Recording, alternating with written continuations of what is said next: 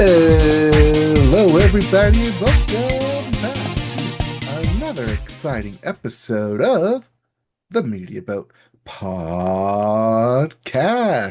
your weekly rundown where we talk about movies, TV, music, and video games, but not necessarily in that order. My name is Mike. His name is Matt. My name is Matt. His name is Mike. Thank you for joining us on the Media Boat Podcast today. It is July the 31st, 2026. It is episode 549. And yeah, we got a bunch to talk about. So let's roll right into it. Yep, we'll start, as we always do, with the music section. Start the music section with the Billboard. Start the Billboard with the Hot 100. And the hottest song in the land is Choose in Texas by Ella Langley. Back at number one. Yep. At two, I Knew It, I Knew You by Taylor Swift. Coming in at three, Boston, the song, not the band, by Stella Lefty. At four, I Can't Love You Anymore by Ella Langley and Morgan Wallen. And right at your top five, Hate That I Made You Love Me by Ariana Grande. As Yes. for your album chart, your Billboard 200, at number one is indeed Daughter from Hell by Gracie Abrams. Yes, that Abrams. At two, You Sing Pretty Sad for a Girl So in Love by Olivia Rodrigo. Yep. At three is The Problem himself, Morgan Wallen. Coming in at four, Dandelion by Ella Langley. And right at your top five, The Great Divide by Noah Kahan. Is that you shouting across the Great Divide? You always have to shout across the Great Divide, otherwise they can't Okay. hear you on the other side. No. But what if I don't want to listen to any of that? If you like any of those albums, we have new releases, Oh, good. starting with Five X's, or, as written out, XXXXX by Arca. Sure. We also have The Outlaw Sherry Lee and Other Western Tales by Shabuzi. Yeah, you probably missed saying that after having said it so long last year. Yeah, Shabuzi. Shabuzi. Uh, but he's not the only one with the album out. We also have The New World by Shearwater. But everything else got out of the way because the big name has dropped. Petal, in all lowercase, is here by Ariana Grande. Yes. And, well, we're not done with Ariana Grande because she's in the news this week. It's true. But not because she's releasing an album. No.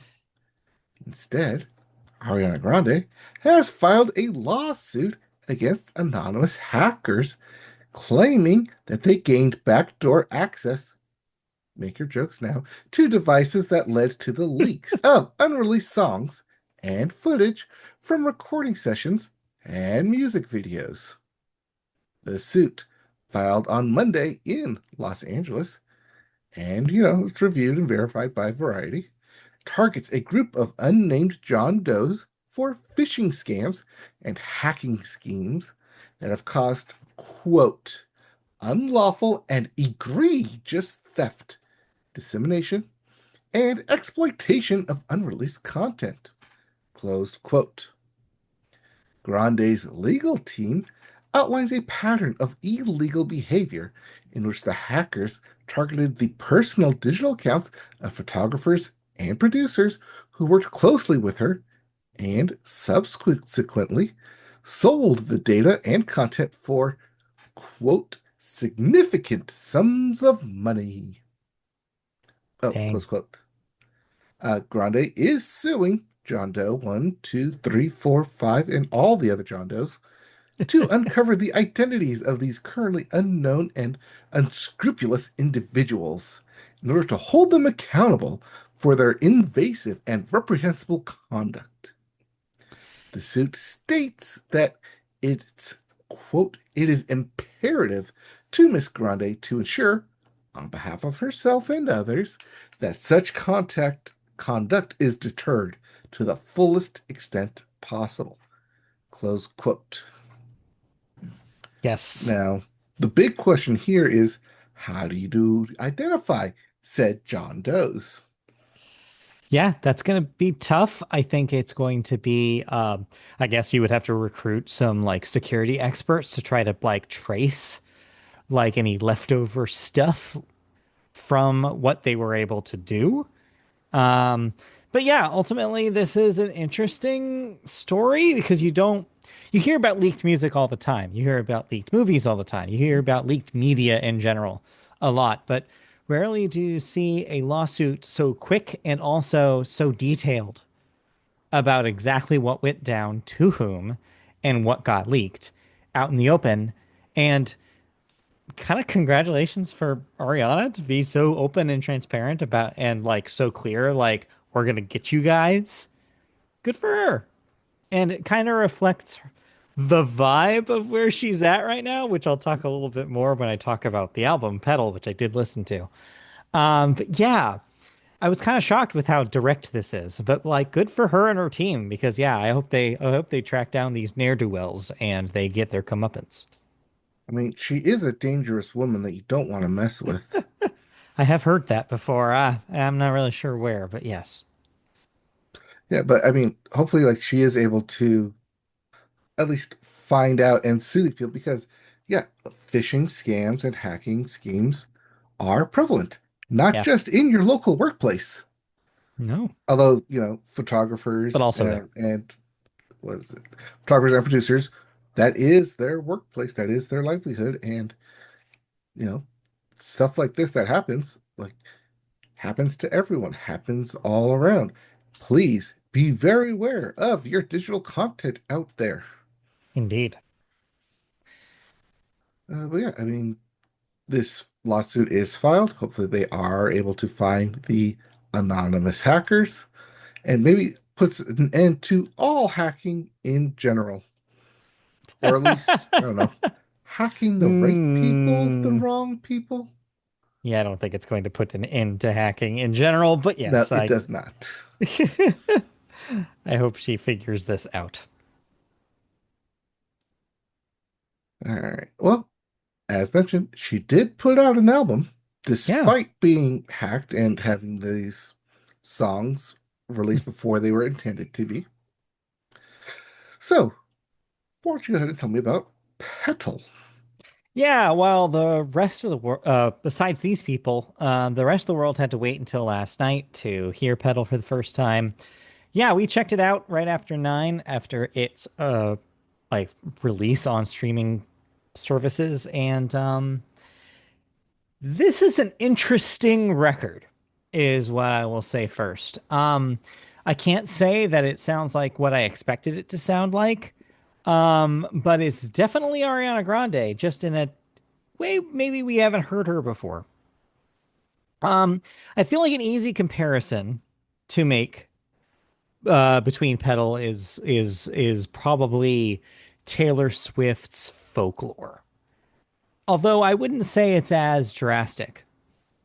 But in the way that it kind of rewrites what a Ariana Grande record can be, it is at least interesting in her discography. It feels like a turning point. I saw a couple of reviews today that referred to it as seemingly transitional. Like this is maybe Ariana pivoting towards something else, potentially for the rest of her career. It is definitely not an album full of potential singles like a lot of her records have been in the past, like Sweetener and Thank You Next come to mind. It's a little closer to what she did last time with Eternal Sunshine, but is almost like kind of like the dark second part of that record. Whereas Eternal Sunshine had a lot of Max Martin productions that were bright and fun. This record is more insular, it's more personal, it's more digital. There are a lot of synths here, a lot of experimental sounds that necessarily I didn't necessarily expect from an Ari record, and an emphasis on vocal effects and layering more so than focusing on her voice, which I think could potentially disappoint a lot of Ariana fans who are used to her vocal gymnastics, which is kind of how she put herself on the map. That's kind of gone, as are the kind of more direct pop singles. There are definitely pop songs here, but they're a little bit more subdued. Lyrically, this is picking up where we left off from Eternal Sunshine. A lot of these songs, though kind of encased in kind of the guise of a romantic relationship, whether it be a breakup of one or a start of one, may also be speaking to the fans and not explicitly to a person. We saw this kind of start with songs on Eternal Sunshine like We Can't Be Friends and Yes and. She continues that here with the single Hey That I Made You Love Me, which is more or less explicitly about her relationship with her fan base. And then kind of expands that with some other songs going on here. And it makes it kind of a not necessarily an uncomfortable listen, but definitely a complicated one.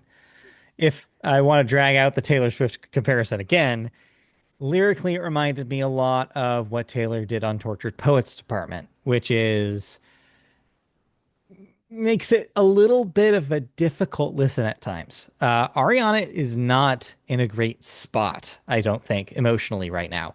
If you know her personal information, you would know that she just recently separated from the guy that she was with, who was SpongeBob on Broadway. I'm forgetting his name, but yes, they are no longer an item, and it does seem that that has affected her. And a lot of these songs do seem to hint at the dissolution of a relationship, and so she definitely seems like she is going inside herself here, and it's very introspective. Um, and it doesn't only, and unlike Eternal Sunshine, it doesn't only like have lyrics about that. This time, the actual vibe of the record feels a little bit more icy and isolated. So, yeah. That all being said, I was into it. Like, I kind of dug the vibe that she was going for. I thought it was interesting, and I thought it was fascinating for Ariana Grande of all our pop stars to make this kind of change and to make this kind of record. It makes me interested to see what the studio half like of I mean, yeah, she's always made studio records, but you know what I mean when I say that, which is like less single oriented and more like album oriented. There seems to be concepts here, which is something she has really not played with a whole lot yet in her career. And so interesting to see what this maybe second act of Ariana Grande's music career looks like. Or maybe this is a one-off and she just continues to act from here on out. Who can say? She's unpredictable. But yes, definitely interesting. I recommend checking it out. A glowing review. I've heard one. I Although you mean, did say it's complicated. Listen, though. I definitely don't think it's her best. I definitely don't even think it compares to Sweetener or Thank You Next, or even Eternal Sunshine, which is an album I actually think I like better. But it is unique in her discography and is definitely interesting. Probably the most interesting thing that she's put out. And so I definitely recommend people check it out, but I don't know if I would say it's amazing or even great. I think it's good. I like it. And yeah, it is a fascinating thing. Hmm. I mean, it does it sound like it has hits? Does it sound like it has singles on it? And this is where it gets tough, right? Because when you think of Ariana Grande, you think of, wow, like she has a lot of number one hits under her belt. She has a lot of huge global smashes. I just can't see that here. I think there's a reason why I Hate That I Made You Love Me is the single because it has one of the catchiest choruses. Not to say that there aren't other hooks on this record, but they're definitely not as memorable. And so, yeah, I do think that If there are singles here, I will be surprised. But then again, that's what I said about Taylor Swift's Midnights, and she shocked me there. So who knows? Yeah, I wasn't quite fan of this. Hmm.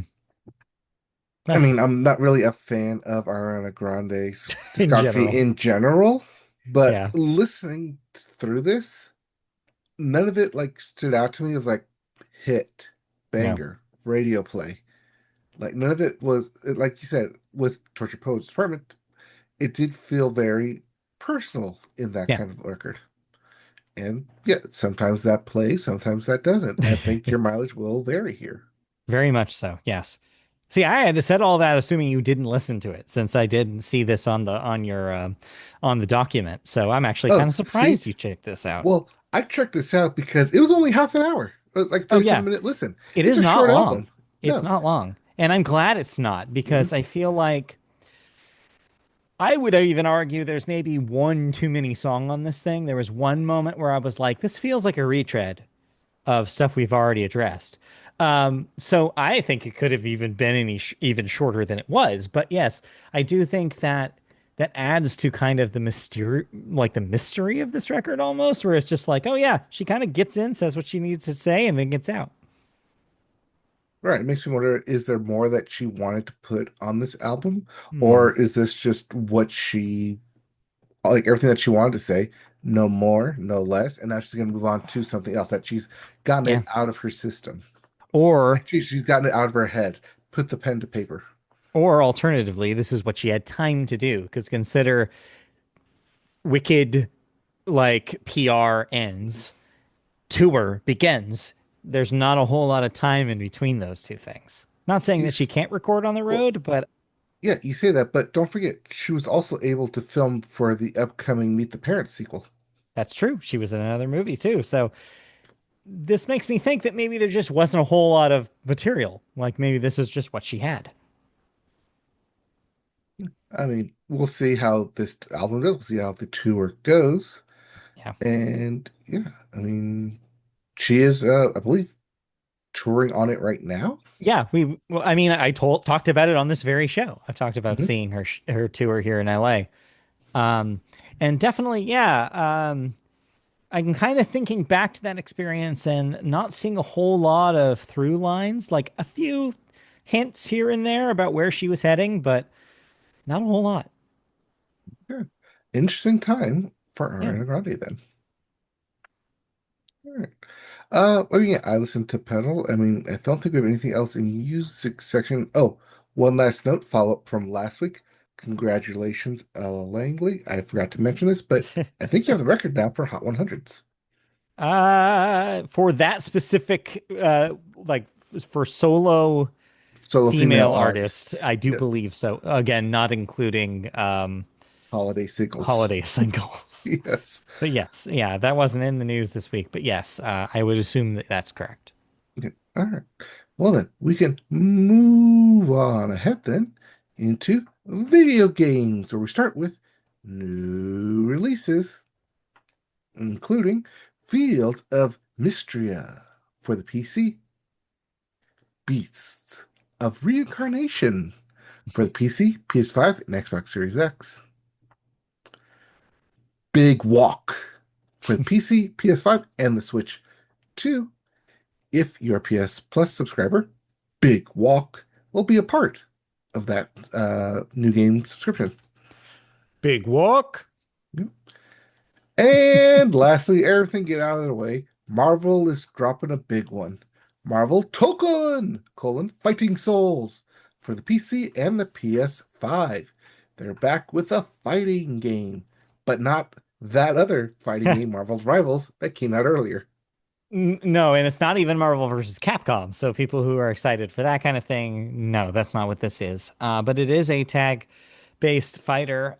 There was a beta for this last week, but a lot of people did not get to participate in said beta because of the PSN downtime. I don't know if you were affected by this, but the people could not even go online on PlayStations for a little bit last week. I saw this, but my schedule was so busy I was not affected by it. Well, there you go. Lucky you. Well, unlucky to everyone else. But yeah, those are your new releases. Alright. Well, speaking of PlayStation, they're in the news. Well, except not for the outage, but instead they have responded to the backlash of PlayStation's going discless in the future. Yes. The company announced a month ago that physical discs games will be discontinued for PlayStation consoles starting January 2028. And the decision continues to see fierce debate online. Well, Sony has broken their silence. During a Q&A session following its Q1 2026 earnings announcement, Sony CFO Lin Tao has addressed the situation, stating that Sony had been given the decision to go digital only some thought for a while before announcing it, and that it doesn't plan to change its mind. Quote, we announced that from January 2028 onwards, we will no longer be manufacturing game discs. So, we announced it 1.5 years ahead. There are various reasons we made this decision, the biggest being that the digitalization of contents overall has been progressing. That's the big factor. It's not just for PlayStation, but for all kinds of content.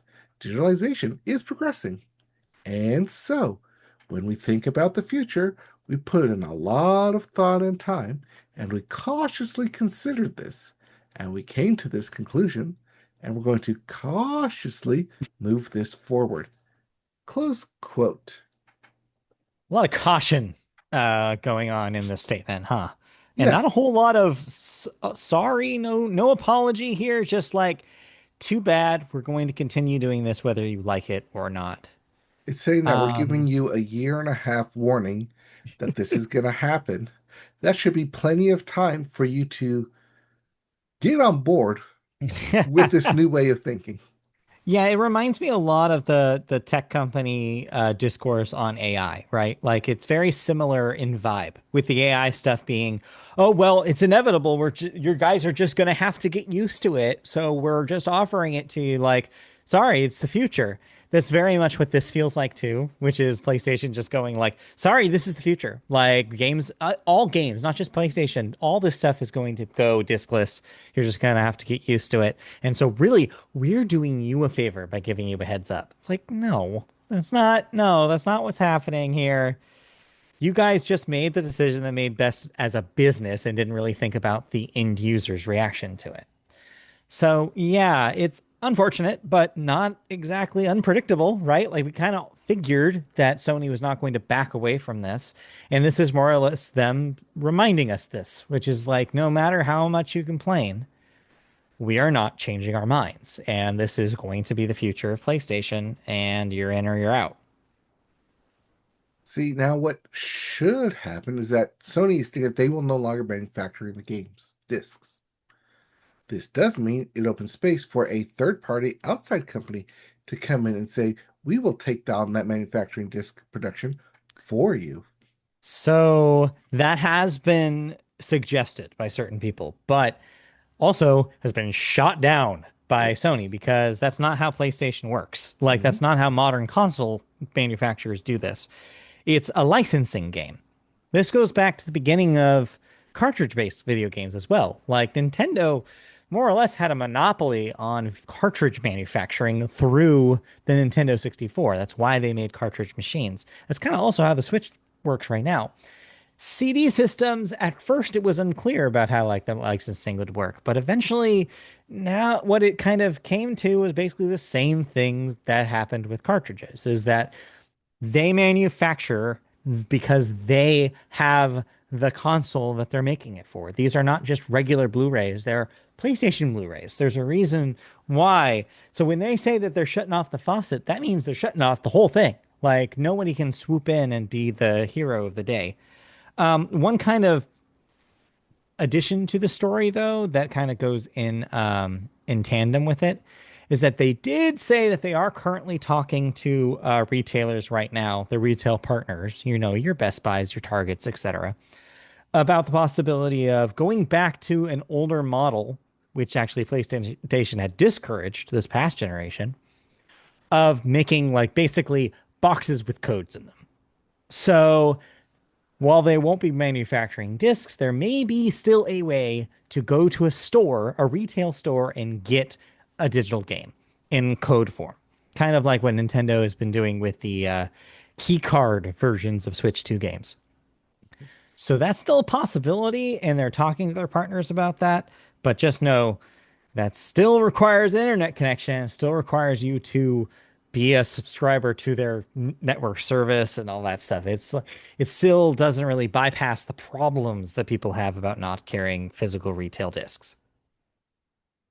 Yeah, it means that everything game that's coming out next year, like your Final Fantasy and your God of War, Lafay, will still have discs, but anything after that, like your next God of War, for instance, or Yeah. Kingdom Hearts 4, and I'm going like personal here, but like those aren't going to be at least manufactured discs. Yeah.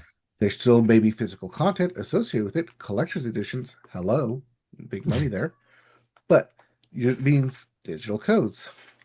And we've talked a lot on this podcast about digital codes, the access to download digital games, and what essentially becomes lost media if you don't put it on a physical attribute. Yes. Yeah. There are a lot of negatives, but hey, PlayStation doesn't seem to like they're changing their mind anytime soon. And you just know that Microsoft is probably going to do the same thing. They're just holding their stuff back while they deal with the rest of their storm of stuff that's happening right now to them. So yeah, Well, we know just wait. Microsoft wants the cloud gaming to Oh take yeah, off and the AI gaming to take off. right. They have their interests in that realm as well. They're just letting PlayStation kind of take the brunt of it right now until Mhm. they make the same announcement down the line. Which they kind of did with the Series X and S. Yeah, well, we'll certainly find out what the future of those companies is, Yeah, I but mean, we won't have to wait until January 2028, as I'm sure they'll make big announcements next year as well as they we'll see. prepare for it. Indeed. All right. Let's see here. Have you played anything? No, no, just been busy. So not a whole lot of video game time. All right. Same here. So we can move right along into television. Well, we start television with the Sports Corner. All right. And you're not going to stop me as I announce WWE SummerSlam is this weekend. Not a sport. Damn it. All right, whatever. Moving on then. On the actual uh sports then, baseball continues to happen. The trade deadline is Monday, August Yes. 3rd. Trades have already taken place. Oh Some yeah. of your favorite players are no longer on your worst hated team. Wait, no, reverse that. Some of your Yeah. favorite players are now on your worst hated team. There you go. There you go. Uh, but yeah, But I yeah, mean, Monday, mhm. the big day is the actual trade deadline. So we'll be able to talk about all the crazy moves next week's show. So stay tuned for that. All eyes are currently in Detroit as Tarek Yes. Skubal is Scooble expected Watch. to be moved out of Detroit. Yeah, I'm hearing right now, it seems like the team on everybody's lips is the Braves. There's already been a lot of stories coming out about like what that would do to the National League as a whole. We'll have to wait and see if that actually happens. But yes, we're on Scooble Watch 2026. Yep. And yeah, that is the biggest shoe to be dropping. Yeah. Don't know of any other big ones that we're looking for. I mean, there's the usual suspects. I imagine that we might see some other big names, but for now, yeah, I do think that the focus is on Scooble. But the nice thing about the trade deadlines is there's always a shocker. There's always something that nobody expects. So just wait. Mhm. All right. But we are out of the All-Star break. There is about 2 months left of Yep. baseball, and we have the top teams in what you expect with the Dodgers at 69 wins. They're Nice. putting them 12 games ahead in their division. And then on the AL, the Rays with 64 games, but only putting them 3.5 games ahead. Yes. So, yes, it really does depend on what division you're in how likely it is for you to get that top spot. Uh, 69 and 10 can't be right. Sorry, 69 and 10 for the Dodgers. That's what you have. That's impossible because Oh, look at sorry. how many games the Rays have played. Yes, that is 69 and 40. There we go. That makes a lot more sense. Yes, 1 and 4 right next to each other. I was Yeah, gonna say only there's losing no way 10 they've only games. lost 10 games. Only I losing mean, 10 games in a year, why that's have they not impossible. played as many games? No, you only Anyways. count the wins and the losses at home. Everything else is meaningless. Anyways. Anyways, with the tops, we also have the bottoms, the worst teams. Yeah. In the NL, you have the Rockies at 42 wins, and they're 27 games back from first. Yeah. Whereas in the AL, the Angels are the worst with 42 wins as well, but they're only 13 games back. Because as you see that the AL is a lot less competitive this year. But yes, we'll see. I don't know, I would say it's more competitive. That's why they're so close together. Sure, I guess that is And the, one way to and look at the it. NL is less competitive because you have the way far ahead and everyone else back behind. That's not competitive. Sure, You want them close together. That's competitive. That's jockeying for a lead. I guess so. Depends on the way you look at it, but yes, And that is how I look at it. I just explained it. I know. uh, Anyway, anyways, yeah, that's MLB. Yeah, that's LB news. Like I said, trade deadline watch, Scooball watch going ahead. yep, Over in the AUSL, yeah. congratulations are in order to the Utah Talons. They have won the 2026 AUSL Championship over the Chicago Bandits. Yes, it's the Talent's second championship. They were also the champion of the inaugural season last year. So they are now the officially the Only top champions. of women's softball, or at least professional softball. Yes, Yeah, no one else has been able to claim that trophy. no, not yet. Not yet, anyways. I would imagine, as previously hinted at or previously established, that the league will continue expanding, and we might get two more teams added to the AUSL roster this offseason. So stay tuned and keep your eyes peeled. Again, holding out for an LA area team. I think it could happen, considering UCLA has been a soft women's softball powerhouse over the last decade. I think LA is a reasonable place to have an AOSL team. So just putting that out there for the commish. Yeah, but then you gotta buy another hat, like the one you're wearing right now. I would love to buy another hat. You know I love hats. I know. But Speaking speaking of of my your hat, hat, yes. tomorrow you get to celebrate as it's Yeah. opening day. Opening day for the Women's Professional Baseball League. Get rid of that softball stuff. This is real baseball. I talked a little bit about this last week, but and there's pretty much nothing to really add from that. But yes, opening day is tomorrow. The first game, which is the Queens versus the Heights, that's LA versus New York, will be at 3 p.m. Pacific, 6 p.m. Eastern. And you can now watch it on ESPN through something that they refer to as ESPN Select, which I believe is just the app and it won't be on cable television. Yep, it is their streaming service. If you have access to ESPN streaming, Right. Select is the basic output for it. Yeah. So, like, if you're able to watch any of the other like Pioneer League baseball that they put on, Right. you can watch the Women's Professional League. So yeah, so that's where you'll be able to see it here in the US. International viewers can see it on YouTube. This goes against what they had previously announced, which they had said before they had a national partner. They were saying that YouTube was going to be the solution for everybody. That literally changed today. So yes, ESPN swooped in and got those rights literally a day before. So yeah, well, close guys, but yes. So ESPN will be the place for that. Yeah, ESPN does have a higher tier, ESPN Unlimited, Yeah, but you don't need that to watch the opening select day. stuff. Yeah. You will need it, however, to watch tomorrow's SummerSlam, Which where is you not get to see. sports. Can I at least announce who's playing in it? No, they're not Okay. playing anything. They're acting in it. In a play. They're playing. All right. Well, Fine, you can say it. It's Cody Rhodes and CM Punk. so you are paying attention. No, I'm reading what you wrote. Oh, okay.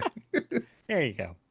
All right. Well, it's just night one. They have night two as well. That's just night one. You'll have to tune in to find out because we're not talking about it anymore. Let's talk about the NBA because the Summer League in Vegas continues. Yes, it does. Unless you're playing in Utah, which I'm sorry, you're playing in Utah. But yeah, Summer League continues. But there is more news about that Kawhi Leonard investigation. Sure is. Well, kind of news. The NBA investigation into whether the LA Clippers circumvented the salary cap in order to pay Kawhi Leonard could drag on into next year, 2027, if the parties don't agree on the findings or any proposed settlement that involves punishing the team. Hmm.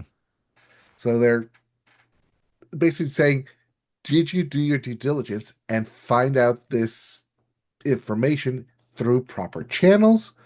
Or is this just going to become a non story by the end of it? My money's kind of on Yeah. the ladder, but then again, Kawhi Leonard's money is also on the ladder. Yeah, that's true.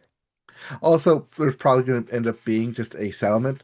They'll say, okay, Kawhi, you have to sit out 10 games or half the season, whichever comes first, and then we will forget about this. Besides, you're not going to be on the Clippers anymore. You're going to go back to Toronto, and no one's going to be any the wiser, except for all the teams who now know they can get away paying their players through other means.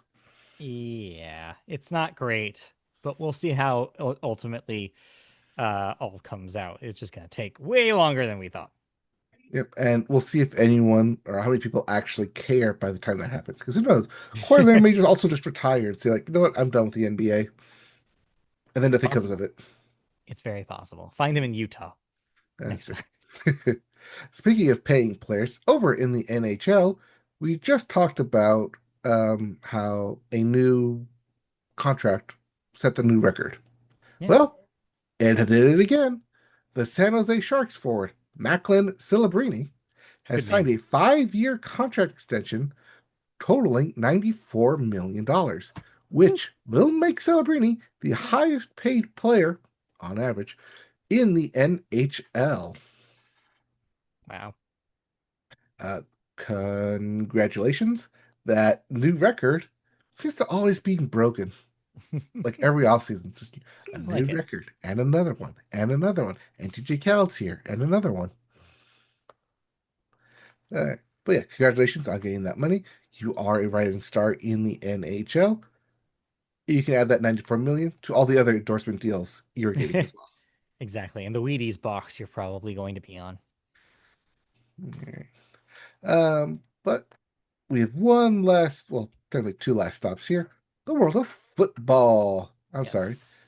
Yeah, it is football. We don't Yeah. talk about football. The World Cup is over. We can just call this football now. Yeah, football is done. Football is here. And Football we is here. are 1 month away from the start of college football, Yes. when we'll have the University of North Carolina taking on Texas Christian University, aka those Tar Heels versus them Horned Frogs.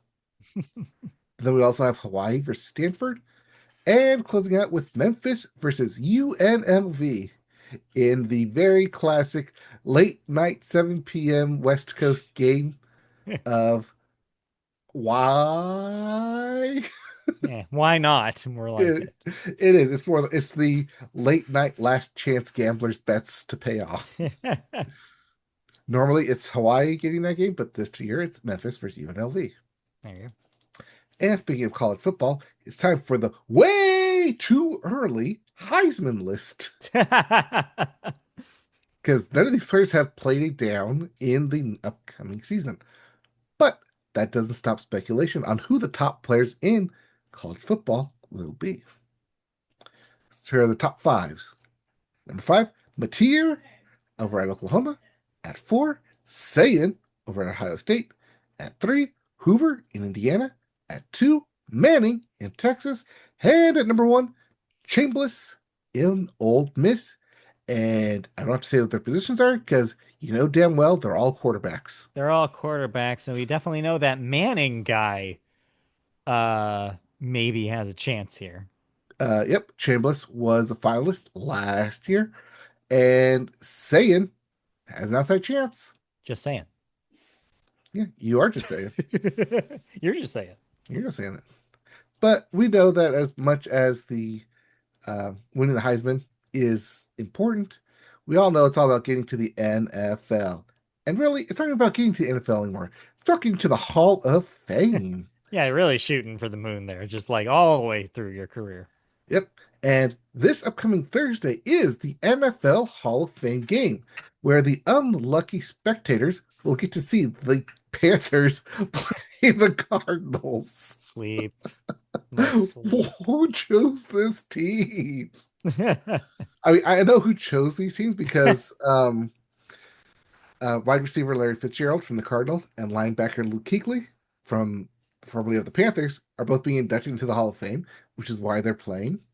Makes sense. But you could have also had from the alumni of quarterback Drew Brees, just him alone, get the Chargers playing the Saints, which is Yeah, hilarious. yeah, you could. You also have running back Roger Craig, and then as well as kicker Adam Vinatieri, as those names will comprise of the class of 2026, officially getting their busts in Canton, Ohio on Thursday. Old man Vinatieri? Yes, he didn't get it on the first ballot like he should have, Like you should because have. some people are still bitter about him being on the Patriots and whatnot. But he was in on the second go around. But yes, old man Vinatieri officially enters into the Hall of Fame, There you go. as he rightfully deserves to be, being the only player, single player, who scored the most points in all of the NFL. Because kickers be kicking for a Kickers long time. do be kicking. All right. Well, that's it for sports. Yep. Unless I can say that Roman Reigns and Seth Rollins are fighting on night two. All right, that's it for sports. Let's move into some television news. And TV news takes us into the world of Comic-Con, which happened in San Diego this past weekend. Yeah. There wasn't a So, whole lot of big movie news outside of Marvel, which we'll cover no, in the movie section. right, we'll get there. But there were a handful of notable television little news bits, starting with Prime Video revealing a new trailer for season 3 of the Lord of the Rings Rings of Power series. So, for those of you who are still watching that, there's more to come. Yep. They did reveal the Balrog in that trailer, and they still pumping a lot of money into that thing. I mean, that's what Amazon does. They have money, turns They out. have to hedge their bets on this because it has to work. Has to. They've also over at Prime Video have confirmed a new series, Blade Runner 2099, which will debut on November 25th of this year with a new trailer that premiered at Comic-Con. So yeah, Blade Runner coming to a television near you. I mean, we had Blade Runner Black Lotus Mhm. prior, of course, following the movie Blade Runner 2049. Yes. But here we go, jumping 50 years ahead. Whew. So they can like completely distance themselves. Future, future. But yes, the far flung future that's also not that far flung anymore. Yeah. Next up, we have a little bit of news about Avatar. You have to tell me which Avatar this is. This is the animated Avatar. No, you have to be more specific than that. Oh, Is this is this the one, the Airbender or Blue elemental. People? Well, you can't call them blue people anymore. All right, fine. Aliens or Airbenders?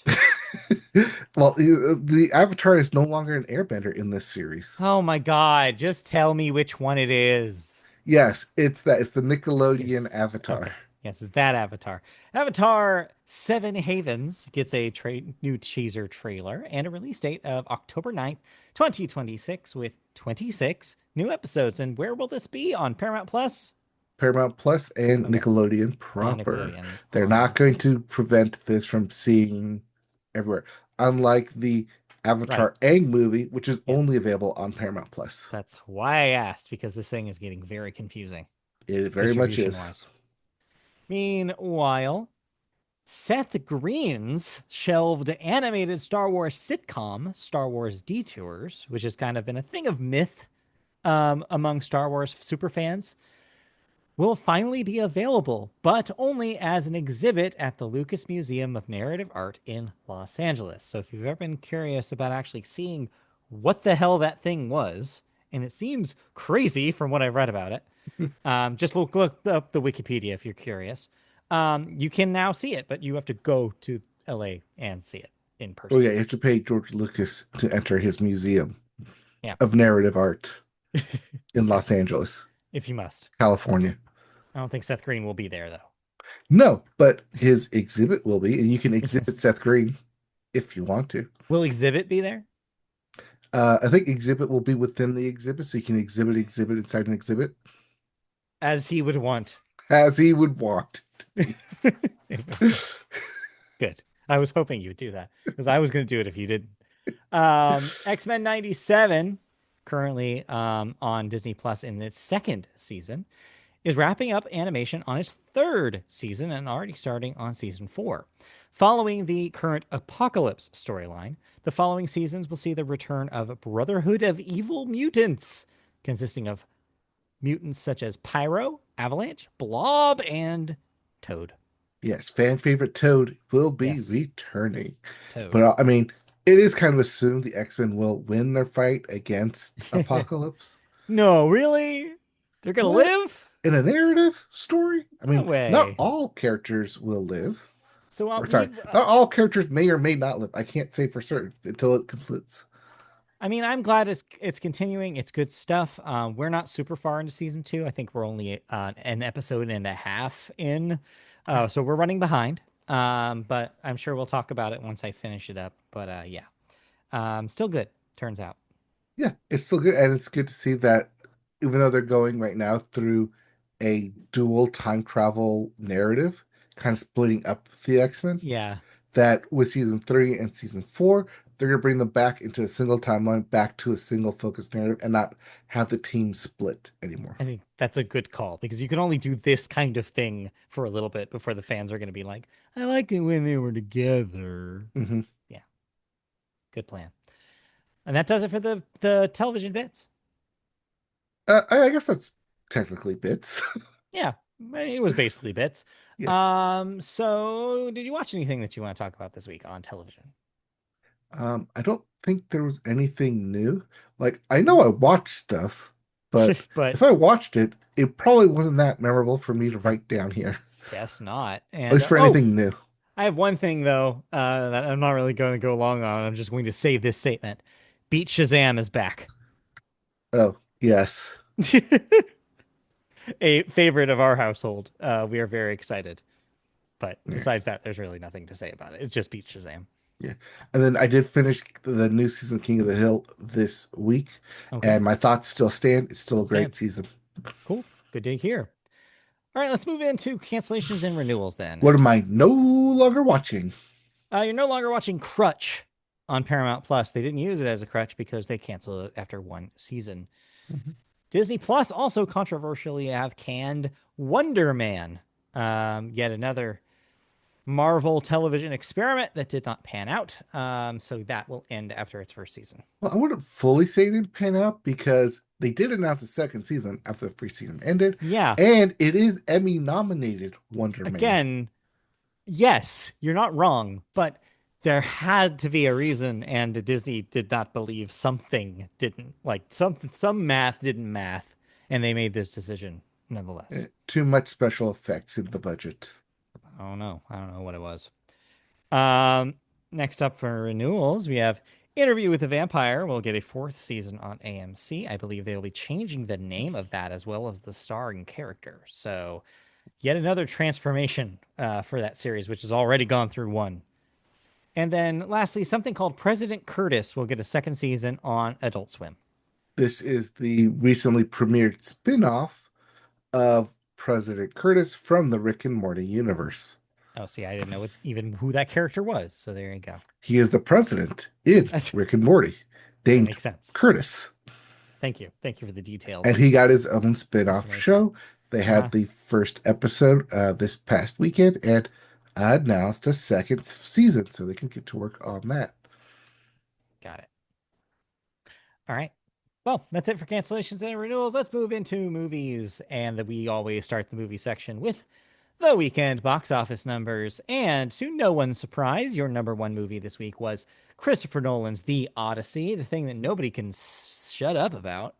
It made $90 million this week. That is at 289 domestic already. Yes, you won. As you guessed, it would still make over 75 million, and it did. So there you Yep. go. And it puts me ahead of you, For the but first still time in under 2026. 500. I'm So still under 500 congratulations. though. I've got to catch up to you again. That's all And right. then your number two movie was a Moana, who's still here, $10.6 million. That's at 102 domestic. Definitely underperforming to Disney standards. Mhm. Number three, that pro shot of Hades Town the musical made a reasonable $10.2 million, which is pretty good considering it's in limited release. Number four, Toy Story 5, still here, $10 million this week. Also, so that makes three different movies, or actually four different movies this week, circling around that $10 million mark. That's at 448 domestic. Number five, Minions and Monsters, $9.7 million. That can't be right. You only have it making $15 million, which is not wrong. Right. So that's a typo. I don't know what its What? domestic total is, but it's Yeah, not $15 million. 155. There we go. 155 makes a lot more sense. And then I mean, I wish it only made $15 million if they stopped making them. right. Way down at number nine, your other debut, Motor City, only made $1.6 million. And even further down at number 15, Pinocchio Unstrung, only made $386,000. I mean, if you want to go lower, Haunted Heist made lower than that. Oof, yikes.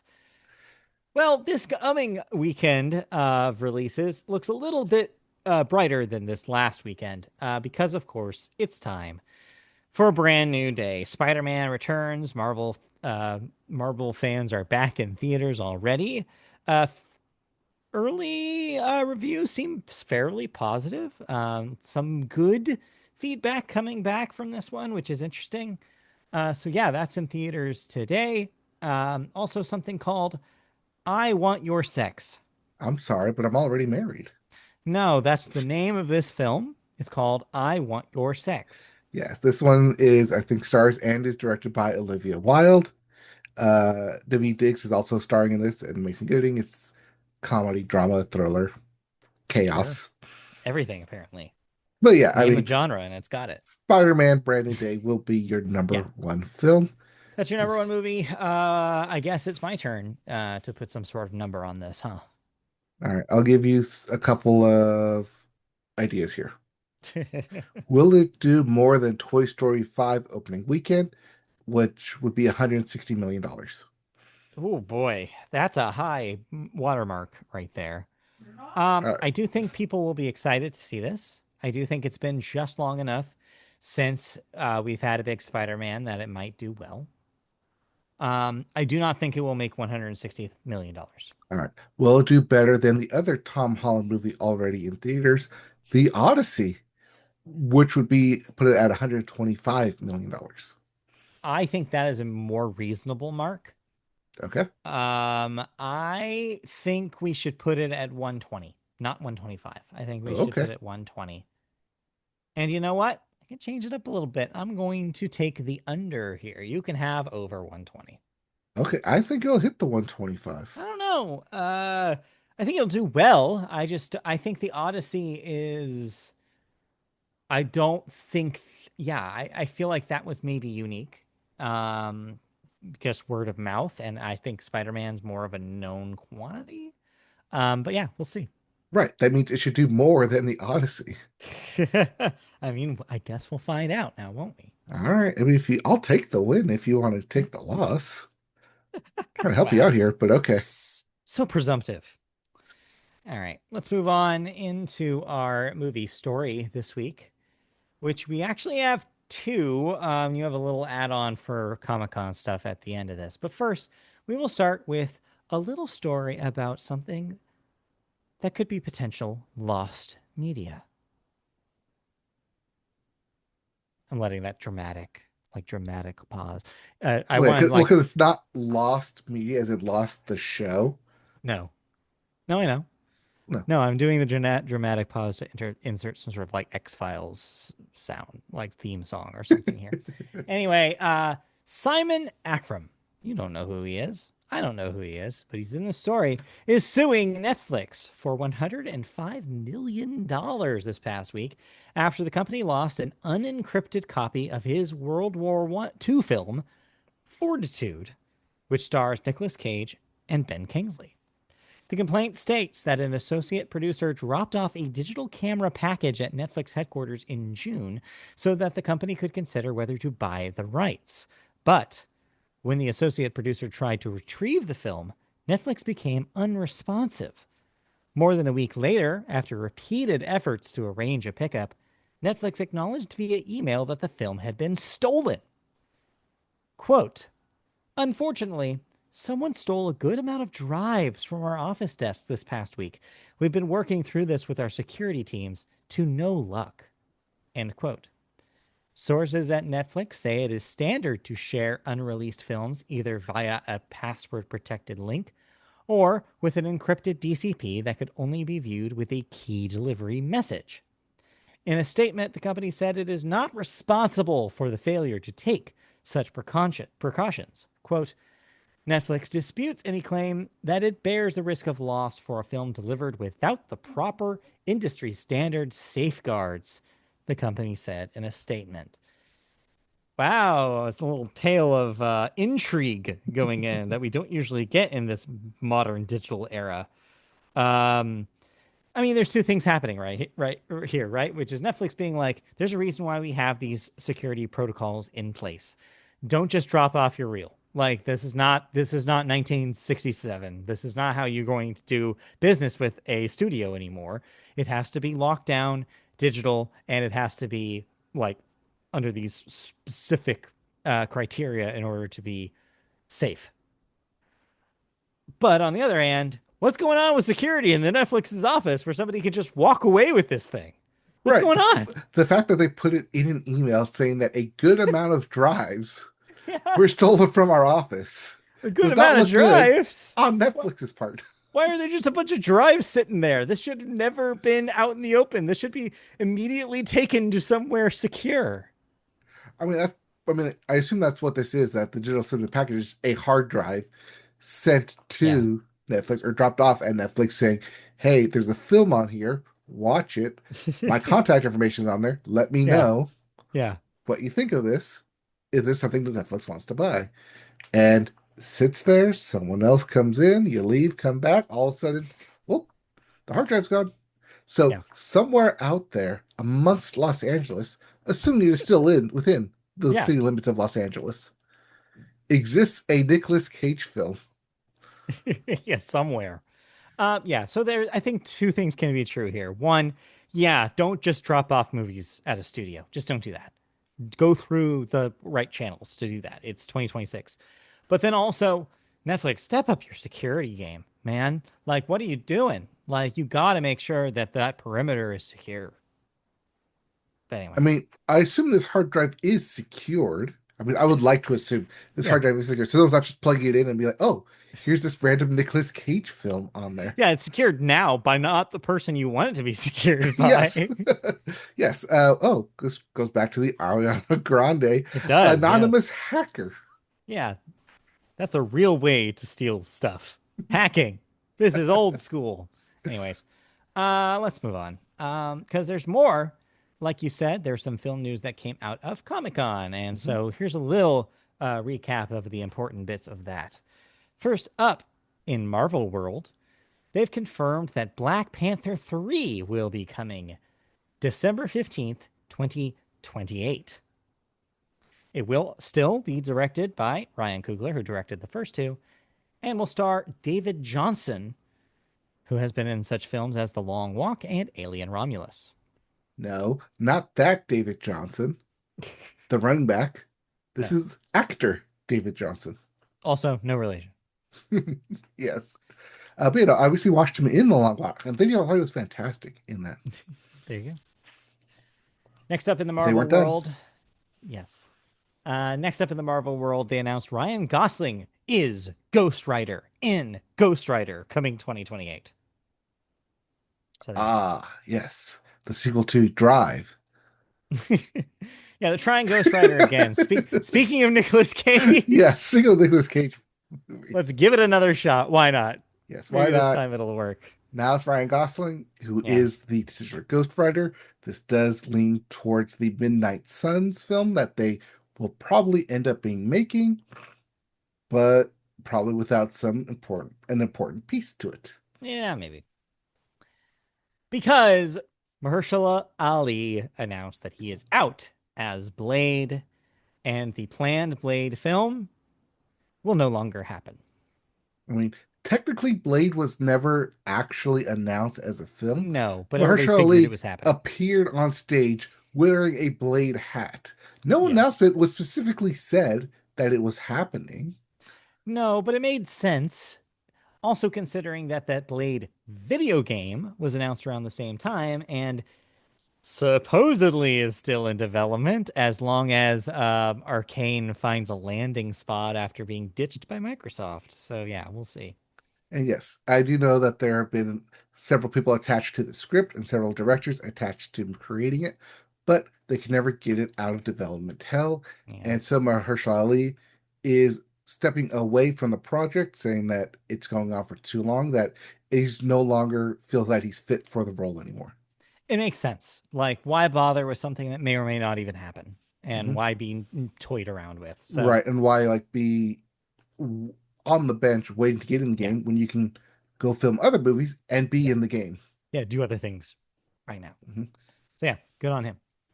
Moving out of Marvel and into the rest of the film world, we've got bad news, folks. Johnny Depp has another starring vehicle, and it's Ebenezer Scrooge in a movie called Ebenezer, which is apparently a prequel to A Christmas Carol, which is releasing this Thanksgiving.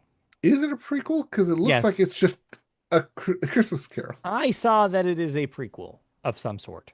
So it happens like before the events of A Ah, Christmas this is the Carol. first time the ghosts visit, and it doesn't take. It takes a second time, and a third time, No, I would imagine that fourth they're time, and a taking. fifth time.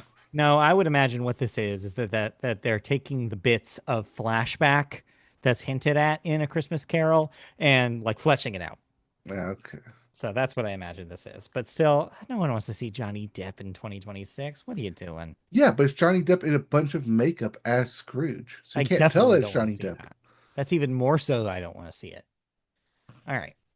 Next up, we've been talking about this movie for years at this point. So long. Brad Bird's Ray Gun. We've Not now to be finally confused with breakdancer Ray yes, Gun. not Australian breakdancer ray gun. Different ray gun. This is Ray Space Gun with two ends. Space Gun. We've yes, we finally seen footage of it. Just the opening sequence in advance of its Netflix release. Yes, it will be a real thing that will finally be able to be seen at some point. It it does exist. It does exist, turns out. And then lastly, speaking of Digital things that are media. animated. Yes. Coyote versus Acme, which is coming very, very soon, now has been confirmed it will come to a home near you and not just a theatrical release. Yep, we are 1 month away from Coyote versus Acme Yes. hitting your local theater. But yes, they did confirm that there will be a home release. There will be additional blooper and gag reels, specifically with everyone's favorite wrestler that you cannot see, Yeah. Mr. John Cena himself. But yeah, I mean, good that Catch Up Entertainment is at least pushing this out in its full force. Just like I always say when I eat a hamburger that just isn't that I need to be less dry. Thanks, ketchup. I'm just gonna let you sit with that. I'm gonna let you sit with that terrible joke. Anyways, let's move on. That's it for the bits and for movie news. But wait, there's one more thing. You watched a movie. You watched the drama. I watched the drama. Yeah, how's the drama? Um, there was a lot more backstory that they showed that I wasn't aware of going into it. Like even with I mean, your thoughts when you that's the spoke about it. that's the thing about that movie, right? Is that they specifically marketed it without telling you what it was about because it's hinges so much on you not knowing. Well, no, not only that, like she said it like in that like opening dinner scene. Like she Yeah. said it as like, oh, okay, like there's one thing to say it, and there's another thing to Yeah. like actually put it to film and to like Go actually into showcase it. go into the And details. the Yeah. one scene that like captures me is Robert Pattinson like going through his relationship with Zendaya, but it's the 12-year-old actor playing Zendaya. Yeah. That whole sequence was very fun. It's like he can't really get this out of his head. And I thought that was a Yeah. really fun way to put that on a screen. Um Overall, I think it's a bit too much drama for it though. I mean, that is the name of the movie. If the drama was not dramatic, I think you'd be disappointed and want your money back. Yeah, but I mean, like I get where it's going and I get what it's trying to like say and like make commentary on. I Sure. think there was a it's 2 hours. I think this could have been 90 to 140 Fair. easily. And like, there's scenes like right in the middle there where he's like contemplating just a little bit too much about it. I have not seen this. Do you recommend that I see this? Do you think it's worth checking out, or do you think it's just it's fine? I don't need to. I mean, you saw it, didn't you? No, I didn't. You're acting like I did. I don't know why. I have not seen the drama. I thought you I said see just the drama. no, I did not see it. I just know what the drama is. Like I know what the thing is. I know the secret. I found out, but I have not Oh, seen it. I thought you saw No, this. I have not seen it. But you talked about this, No, I didn't didn't because you? I have not seen it. Let me check our notes here. Just swore you talked about this. No, I have not seen the drama.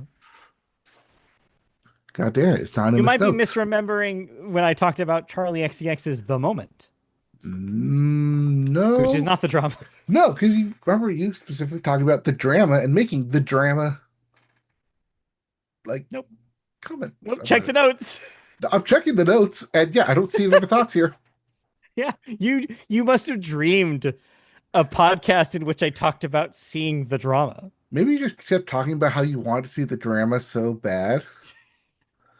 I mean, I remember talking about the drama, but I don't think I Yeah, was that excited for the drama. I thought you were that excited about the drama. I thought Anyways, you already saw the drama. This is why I went and watched the drama. Otherwise, I probably well, I'm would have watched glad the you saw drama. the drama, and I'm glad you talked about the drama. Now we can stop talking about the drama in this podcast. Okay, let's stop talking about the drama. Talk to me about Media Podcast.